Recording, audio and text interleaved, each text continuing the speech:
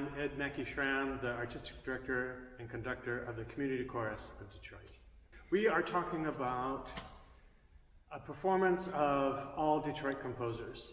I think when people think of Detroit on the national scene, there's an automatic discount for Detroit because there is a bleeding of talent and thought and resource. And what I'm out to prove, and will prove in this concert, is that there's a wealth of talent in Detroit. There are some talents in the city that are writing incredible things, and we're here to promote all of that and put a shining light and show that Detroit is a beacon of hope for many. I selected these works as I confess to you. These are works that were known to me or that people put in front of me. So if I didn't know them, there was talent in the room, in the chorus, that said, you should look at these pieces. I don't think they've been shown, they've been heard, and it's worth a read. What they have is a spark of creativity, a flavor that comes from a sincere heart to share and show our community, anyone who listens to this concert, that Detroit is a warm place, that it's a place of intellect, of curiosity. The hugs we share with each other and that we extend to the audience are meant to be completely sincere and fully enveloped in this sound, this envelope of sound, this warmth, and that's uniquely Detroit because it's Detroit voices, Detroit composers, but it's something that is in many ways universal. I have two pieces that are paired in this concert.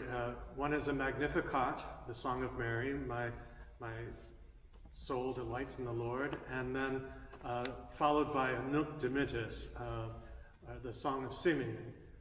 And I'm using a text or a translation by John Shelby Spong.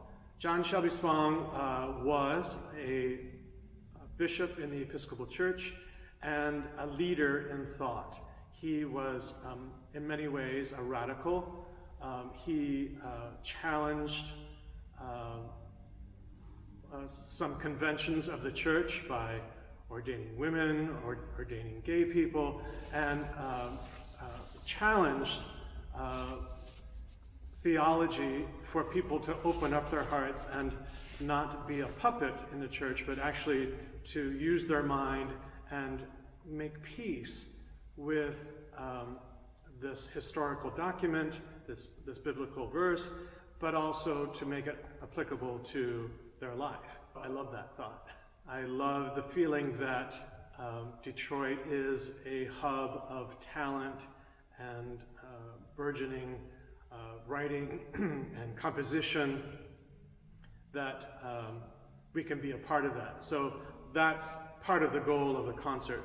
But in a grander scheme, I feel that our place here at this particular corner of Detroit, where 375 and Jefferson Avenue meet, that so many people go by, they're now stopping, or they're going a little slower, and they're reading the sign, and they see that we have a concert coming, and it's like, wow, this particular corner of Detroit is alive.